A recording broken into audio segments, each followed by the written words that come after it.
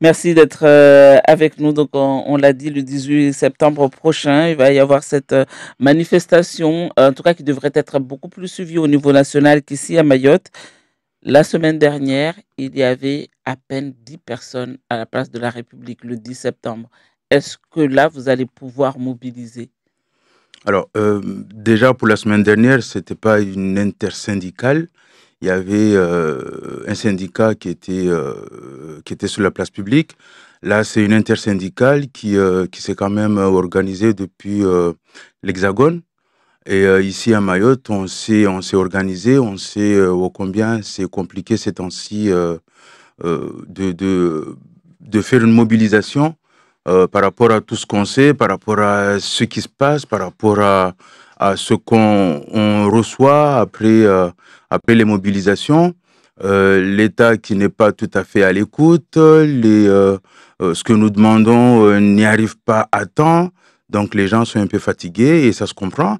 Mais la mobilisation, on compte bien recevoir autant de gens. Et justement, comment vous allez convaincre les Mahorais à descendre dans les rues? Eh bien, parce que la mobilisation que nous faisons, généralement, on leur explique, on fait en sorte à ce que la population et surtout les salariés et agents de la fonction publique puissent se rendre compte que nous travaillons pour eux, nous faisons en sorte à ce que la vie soit la moins compliquée possible. Et nous avons mis en place euh, pour ne pas prendre les termes des politiques, des porte-à-porte dans les entreprises et dans le secteur public pour discuter avec les gens, les Et faire qu'est-ce qui comprendre. ressort alors de ces discussions quand vous rencontrez des gens dans la situation actuelle? Eh bien, les gens ne font plus confiance en l'État. L'État a beaucoup déçu ici à Mayotte. Les différents gouvernements successifs qui sont passés ne nous ont pas vraiment apporté ce que nous attendions. La population se pose la question, est-ce qu'il est, est-ce que c'est nécessaire de faire la grève? Et moi, ce que je dis, moi en tant que secrétaire départemental, ce que je dis, c'est que nous ne pouvons pas laisser les choses comme ça, parce qu'un droit qui ne se prend pas, c'est un droit qui se perd. Il y a beaucoup de gens qui se sont battus des années durant pour qu'on puisse avoir ce droit, et nous ne pouvons pas le laisser. Dans votre communiqué envoyé à la presse, hein, signé donc par la CFE-CGC, la CGTMA, la FSU, Force ouvrière solidaire, la CFDT et l'UNSA, ici à Mayotte, donc vous parlez de discrimination sociale et de citoyens de seconde zone quand vous parlez des Mahorais. Alors, l'égalité sociale, c'est un combat de longue date ici à Mayotte. Aujourd'hui, est-ce qu'une grève ponctuelle changera quelque chose? On doit au moins commencer par ça, parce que cette inégalité, il n'y a pas qu'à Mayotte. Il est vrai qu'à Mayotte, ça se multiplie par 10, voire même 10 puissance 1000, mais cette inégalité, même dans l'Hexagone, ça existe, même dans les autres départements. Mais il est vrai qu'à Mayotte, c'est beaucoup plus compliqué. Et aujourd'hui, on fait cette grève, mais on ne va pas s'arrêter à ça. Effectivement, il y aura d'autres combats. Chaque année, chaque instant, on s'organisera pour revenir mettre des piquets de grève pour ça. Vous dites que vous reviendrez. Les thèmes qui sont abordés hein, dans cet appel à la grève, donc la mise en place du droit, du code de la santé ici à Mayotte, du code de la sécurité sociale également, le taux d'indexation de salaire, que ça augmente, l'augmentation de retraite et la mise en place de l'IRCANTEC et d'autres revendications comme l'accès à l'eau potable. Ce sont des sujets aujourd'hui qui devraient toucher tout le monde. Euh, mais ça ne marche pas, ça ne touche pas les gens. Justement, c'est pour ça que j'ai dit en tout début d'émission que la population était fatiguée, la population n'avait plus confiance en l'État. Et là, c'est notre travail à nous, c'est notre job de faire comprendre les gens, de faire en sorte à ce que la population puisse au moins faire confiance aux syndicats. Si la population perd confiance vis-à-vis des politiques, mais au moins qu'ils se rendent compte que les syndicats sont là pour eux et nous y allons nous y faire.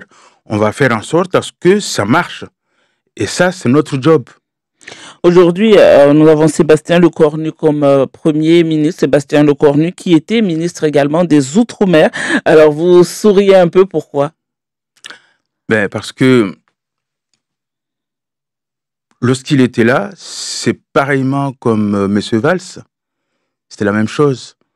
Là, c'est l'inverse, mais M. Valls, avec sa loi 2025, qu'est-ce qu'il nous a apporté? Rien du tout. En arrivant aux affaires en tant que ministre des Outre-mer, il aurait pu profiter pour régler ses erreurs, entre guillemets, et qu'il n'a pas su faire. Monsieur Lecornu, il était là en tant que ministre des Outre-mer. Qu'est-ce qu'on a vu? Bon, au contraire, on a été lésés. Là, maintenant, en tant que Premier ministre en difficulté, qu'est-ce qu'il va pouvoir nous apporter de plus? Je pense que moi, personnellement, je n'attends rien de monsieur Lecornu, parce que de toute façon, on n'aura rien perdu parce qu'on n'a rien gagné avec. Sauf qu'il faudrait bien compter sur lui parce que celui qui est le Premier ministre à l'heure actuelle et qui va devoir également former son gouvernement avec un ministre chargé des Outre-mer. Donc, il va falloir composer avec lui, quoi qu'il en soit. Oui, nous pouvons composer avec, mais cela ne veut pas dire que nous comptons spécialement sur lui. Mais du coup, vous comptez sur qui alors pour faire avancer ces dossiers? Nous comptons peut-être à ceux qui travaillent sur les dossiers, mais les politiques, ils viennent et puis ils s'en vont. Les politiques viennent, ils s'en vont. Avec, là, par exemple, quand on a eu Madame Borne, qui était là en tant que Premier ministre, la Premier ministre 49.3, qu'est-ce que ça a apporté pour Mayotte? Et en plus, en tant que ministre de l'Éducation nationale, quelle honte de venir à Mayotte pour faire une rentrée scolaire lorsqu'il n'y a pas d'école. Comment peut-on venir sur un territoire français et dire « je vais faire la rentrée scolaire sur un territoire où il n'y a pas d'école » C'est une honte. Manuel Valls ne sera peut-être plus ministre des Outre-mer. Vous, dans votre communiqué, vous parlez déjà de l'ex-ministre Valls dans votre communiqué. Donc, on a aujourd'hui une incertitude au niveau des interlocuteurs à Paris. Ça n'est pas de nature à arranger les affaires de Mayotte, ça. De toute façon, Mayotte, depuis toujours, n'a pas arrêté de se battre pour pouvoir au moins exister dans la République. Au moins ça. Ça a été compliqué. Là, jusqu'à maintenant, si par exemple on prend l'exemple des jeux où nos enfants, à chaque fois, on les maltraite dans les jeux, ils n'ont pas le droit d'être français devant l'océan Indien. Nous, aujourd'hui, qui est un ministre qui connaît Mayotte ou alors qui ne connaît pas Mayotte, c'est pareil pour nous. Le combat continue avec la personne qui sera en face. On lui dira au moins ce que nous pensons. On lui donnera nos exigences.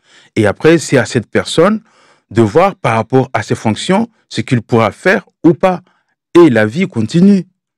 Au-delà de Mayotte, la lutte pour l'égalité sociale, c'est un combat propre aux Outre-mer, parce que ce soit dans ce qu'on appelle les quatre vieux dômes, que ce soit la Guadeloupe, la Guyane, la Martinique ou la Réunion.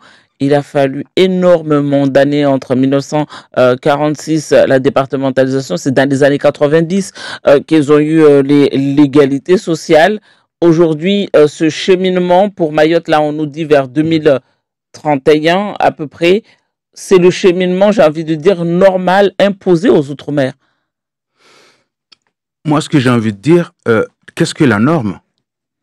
Parce que le normal, Mayotte est quand même française depuis 1841. C'est pas maintenant qu'on va nous dire, c'est par rapport à la départementalisation qu'on va développer Mayotte. C'est une honte de dire qu'on ne peut pas développer Mayotte parce que si Mayotte est beaucoup plus riche, la zone plus proche va peut-être en pâtir. C'est une honte.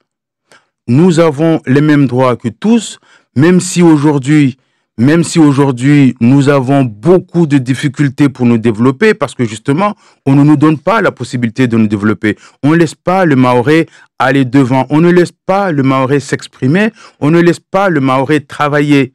On nous dit il n'y a pas d'ingénierie à Mayotte. Non, c'est faux. Il faut juste donner la possibilité aux Mahorais de s'exprimer et de travailler. Il y a cette possibilité. Il y a des hommes et des femmes ici qui savent faire. Et qui ne donne pas cette possibilité-là aux Mahorais?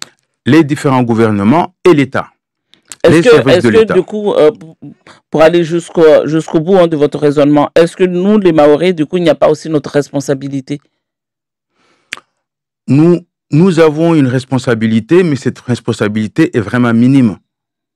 Parce que face à la machine de l'État et des différents gouvernements, comment peut-on se développer s'il n'y a pas accompagnement? Pourquoi à La Réunion, ils ont accompagné?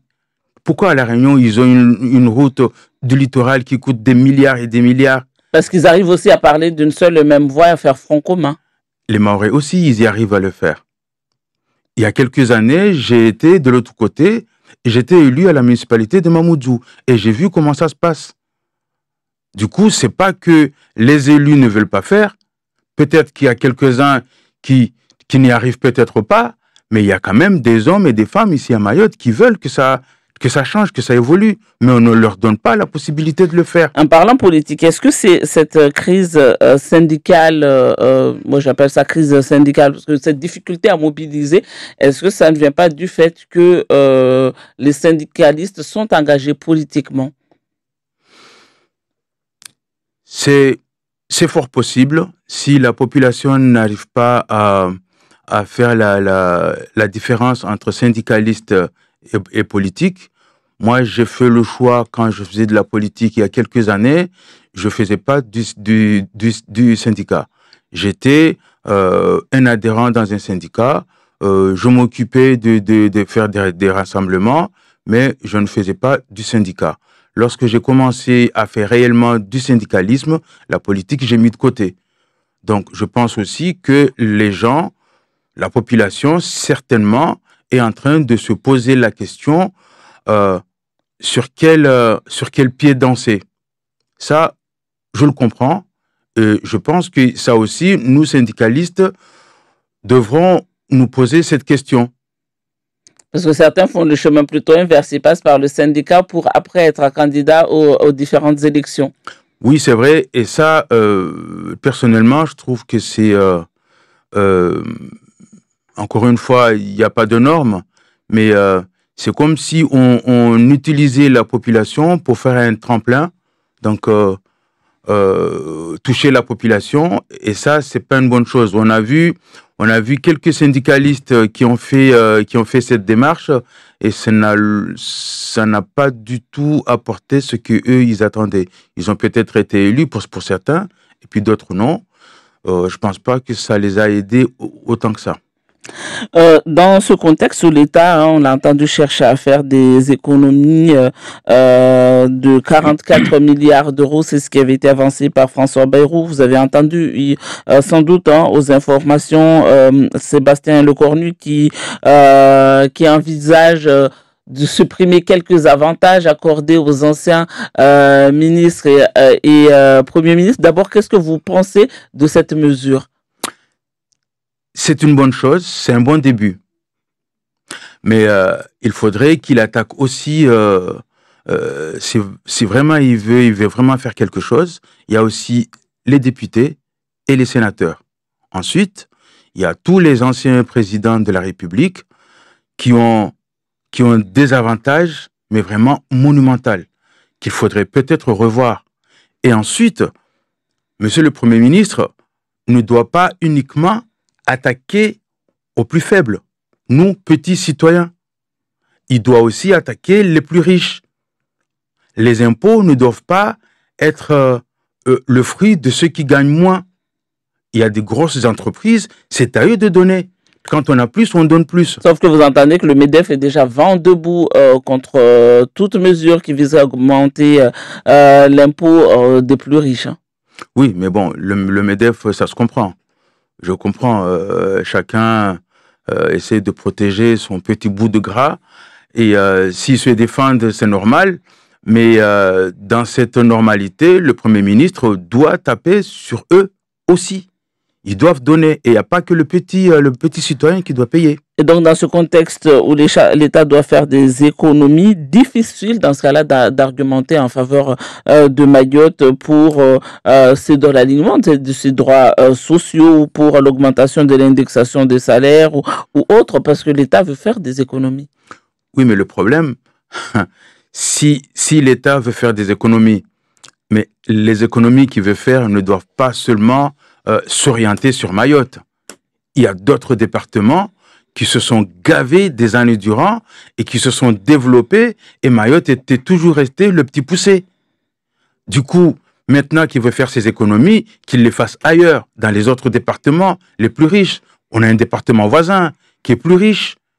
Il peut faire des économies là-bas et essayer de développer Mayotte. Mais il ne doit pas forcément faire des économies sur Mayotte. Voilà que les Réunionnais vont apprécier cette petite remarque qu'on peut taper du côté de la Réunion. Eh bien, les Réunionnais, on s'aime beaucoup, on fait du « je t'aime moi non plus ».